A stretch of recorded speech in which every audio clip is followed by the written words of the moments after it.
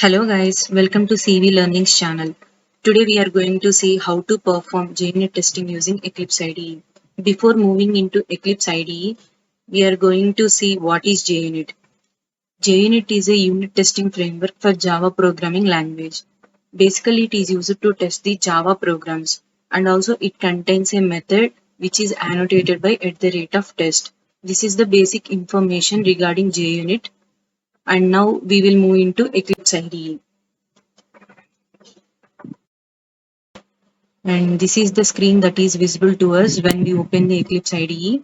Here I am choosing prime numbers program as an example. First of all, we need to create the Java project, and this can be done by clicking on the file and select new and click on Java project. Here I am giving prime num as the project name and click finish. There is no need of module info file, so I am clicking on don't create. Here we can see the project has been created. Now we need to create two Java classes. One is basic Java class and another one is a test class. This basic Java class will contain the logic to check whether the given number is a prime or not.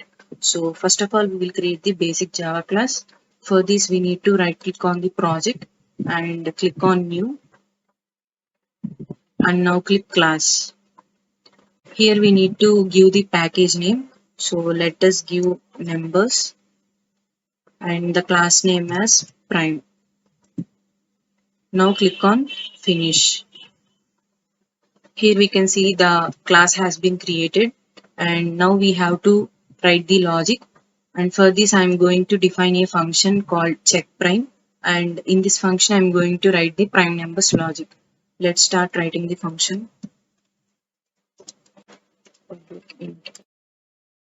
And here we have defined the function. It is taking only one parameter and returning a value. This function will return 1 when the given number is a prime number, and it will return 0 when the given number is not a prime number. After writing the logic, we need to save the file, and we have saved the file. Now we need to create the test class. Before doing this, we need to create a folder, and this can be done by right clicking on the project and go to build path, and now select the configure build path. Here we can see add folder option, select it and now click create new folder. Since this folder has to hold the test class, so I am giving the test as the folder name. Now click on finish, click OK and then apply and close. Here we can see the folder has been created. Now we need to create the test class in this folder. So right click on this folder and select the new. There is no option like JUnit test case, so we will go to other, and here we will check JUnit. Here it is, select it and click next.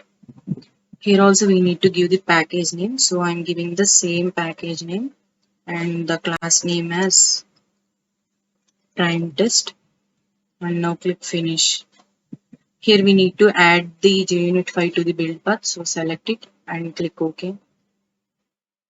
Here we can see the test class has been created, and this is the test method which is annotated by @test. Here first of all we need to annotate the test class with @run with. Let's do it. Run with of parameterizer dot class. Here we can see the red line. This is because of not importing the respective package. Now when we hover the cursor on the red line, we can find the suggestions like this. It is saying to import the package. So click on it. And now we can see the red line was disappear. And now we have to create two instance variables. One is for storing the expected output and another one is for input value. Let's create the instance variables. Public int expected comma num. We have done the instance variables. Now we need to create the constructor. Let's do it.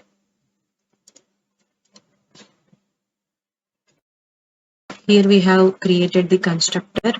It is initializing the instance variables.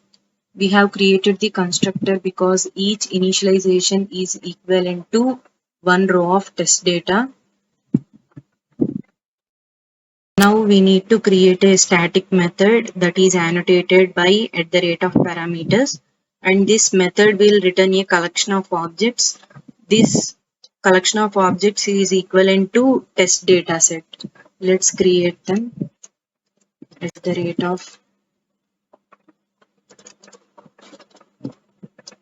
@parameters public static collection. Here we are going to return the integer type of data. So I am giving here integer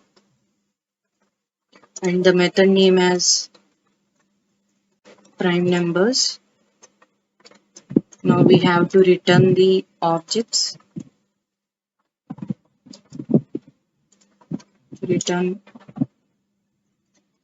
arrays dot as list of new integer, and here each flower brace will contains two values. The first value will indicate the expected output and the second value will indicate the input value. The first test case is 0, 4, and here I am going to take 5 test cases. The second one is 1, 3, 1, 5, 0, 6, and the last one 0, 14.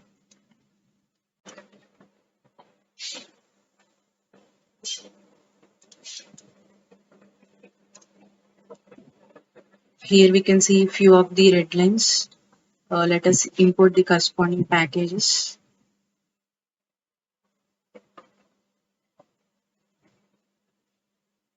Yes. Now we need to write the code in the test method. First of all, we need to create the instance for the basic Java class. Prime p equal to new prime.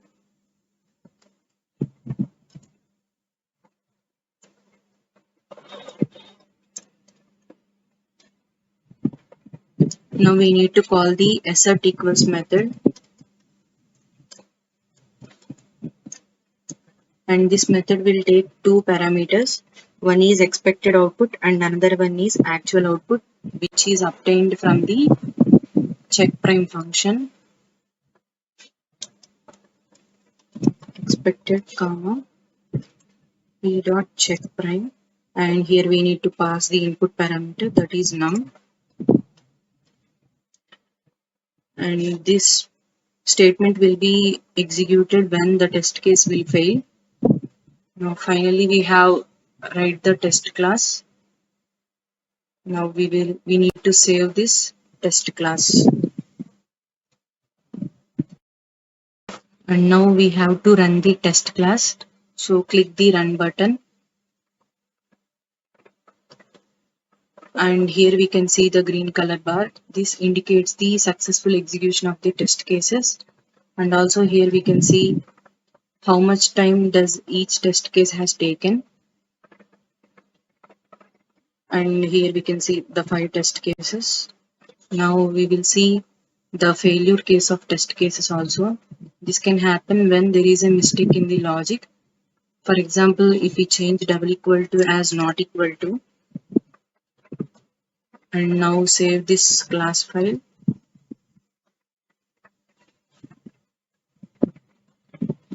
And now run the test class, and here we can see red color bar.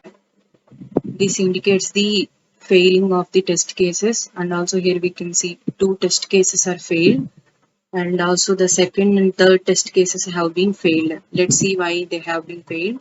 And here the second test case, the input is 3, which is a prime number. According to the logic, for a prime number we have to get the actual output as 1, but here we are getting the expected output as 1 and the actual output here we are getting 0. So the expected output and the actual output are not matched.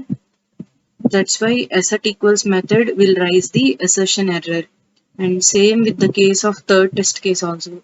Here also we can see the 5 is a prime number, and for a 5 we are getting here the actual output as 0, and here we have having the expected output as 1. So there is no match, and assert equals method will raise an assertion error. So these test cases have been failed. This is how we can perform JUnit testing using Eclipse IDE. Please do like, share and subscribe my YouTube channel. Thank you.